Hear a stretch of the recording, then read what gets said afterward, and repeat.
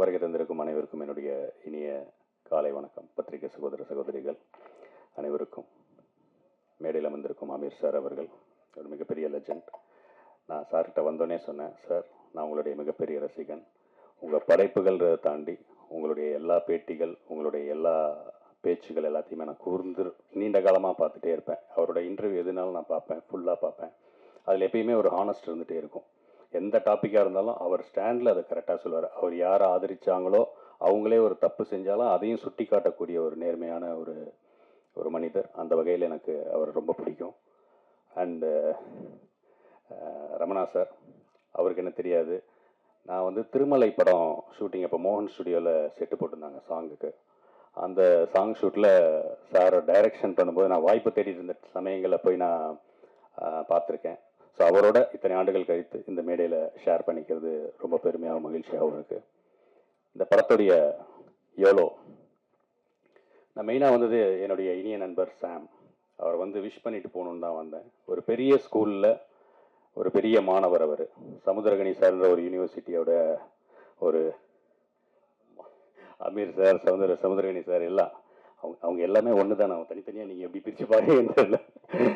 அந்த யூனிவர்சிட்டியில் அவர் ஒரு ப்ரொஃபஸர்னா இவங்க வேற ஒரு இது. ஸோ அந்த ஒரு பெரிய படங்கள் ஒர்க் பண்ண ஒரு அனுபவம் அவரை வந்து இந்த படத்தில் எப்படி பிளானிங் பண்ணணும், எப்படி வந்து அதை கதைக்களத்தில் எந்த அளவுக்கு ஒரு முக்கியத்துவம் இருக்கணும், வணிக ரீதியாக அதை எப்படி எடுத்துகிட்டு போகணும், எப்படி வந்து ஒரு குயிக் டைமில் அதை பண்ணணுன்ற எக்ஸ்பீரியன்ஸ் எல்லாமே கண்டிப்பாக சாமுக்கு இருக்குன்ற நம்பிக்கை எனக்கு இருக்குது.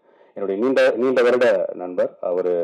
இப்போ இந்த படத்தின் மூலயமா லான்ச் ஆகிறது எனக்கு ரொம்ப ரொம்ப சந்தோஷம். அதனால் நானே ஃபோன் பண்ணி நான் கண்டிப்பாக வரேன். வருஷத்தை சொல்ல மாட்டேன், சொல்கிறேன். ஆனால் அடுத்து நீங்கள் பாருங்க, எங்களுடைய மூதாதையரே அவர் தான். மிமிக்ரிலாம் நாங்கள் யாரெல்லாம் பார்த்து இன்ஸ்பயர் ஆகி கற்றுட்டோம்னா, எப்பயுமே மிமிக்ரி பொறுத்த வரைக்கும் ஆக்டரை நேராக பார்த்தா கற்றுக்க முடியாது. இன்னொருத்தவங்க பண்ணுறதை பார்க்கும்போது நமக்கு வந்து அது ஈஸியாக வரும். இவங்க பண்ணுறாங்கல்ல, இப்போ எப்படி பண்ணுறாங்க அந்த நுணுக்கங்கள் அப்படின்னு சொல்லி. அது மாதிரி எனக்கெல்லாம் நான்லாம் மிமிக்ரி கற்றுக்கிட்ட டைமில் எனக்கெல்லாம் இன்ஸ்பயராக இருந்தது என்னுடைய கோபி அண்ணன், சின்னி ஜெயந்த் அண்ணன், மயில்சாமி அண்ணன், இவங்கெல்லாம் தான். நான் ஒரு கான்ஃபிடென்ஷியலான விஷயம், மனோபாலா சாருக்கு நான் ஒரு 5-6 பெரிய படங்களுக்கு நான் வாய்ஸ் கொடுத்துருந்தேன். அது ஏன் நான் இது வரைக்கும் அஃபிஷியலாக சொல்லாமல் வச்சுருந்தேன்னா, படம் பார்க்கும்போது அந்த கேரக்டராக வேற ஒருத்தரோட பேசியிருக்காங்கன்ற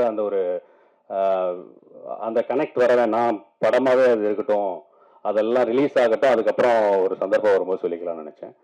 ஸோ அண்ணன் ரிவீல் பண்ணிட்டாங்க. பட் தேங்க்ஸ்ண்ணே. ஏன்னா அவரும் நம்மளுடைய ரொம்ப ஃபேவரட்டான ஒரு இயக்குனர் மனோபாலா சார். என் மேலே ரொம்ப பிரியமாக இருப்பார். நான் நிறைய வாய்ஸஸ் பேசியிருக்கேன். பட் அவரோட இது வந்து நம்ம கூடவே நிறைய பழகுனதுனால எனக்கு அவருடைய அந்த ஒரு இது வந்தது. ஸோ அவரோட பிளெஸிங்ஸ் இருக்குது அப்படின்னு நான் நம்புகிறேன். ஸோ ரொம்ப நன்றி. அண்டு நான் பேசணும்னு நினச்சா அது கண்டென்ட் நிறைய போயிட்டே இருக்கும்.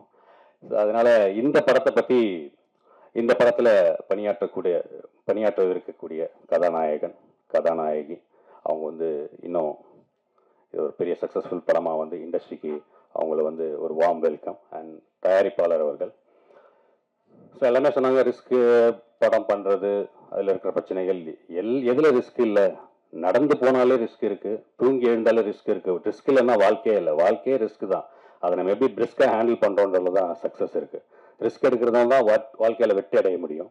ஸோ படம் எடுக்கிறது வந்து கரெக்டான பிளானிங், தெளிவான டைமிங், பொறுமையாக நிதானமாக இருந்தால் கண்டிப்பாக அது வந்து வெற்றி அடையும். ஸோ அதனால் இந்த படம் மிகப்பெரிய ஒரு வெற்றி அடைய வேண்டும் என்று நான் இறைவனை வேண்டி வந்திருக்கும் அனைவருக்கும் என்னுடைய பணிவன்பான நன்றியை தெரிவிச்சுக்கிறேன். வேறு யாராவது விட்டுருந்தா மன்னிச்சிருங்க. நன்றி, வணக்கம்.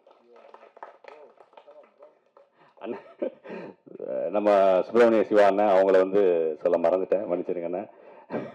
இப்போ வந்து ஒரு நடிகர் ஆயிட்டாரு. ஸோ அண்ணனோட டைரக்ஷனில் நடிக்கணும்னு நான் ஆசைப்பட்டேன்.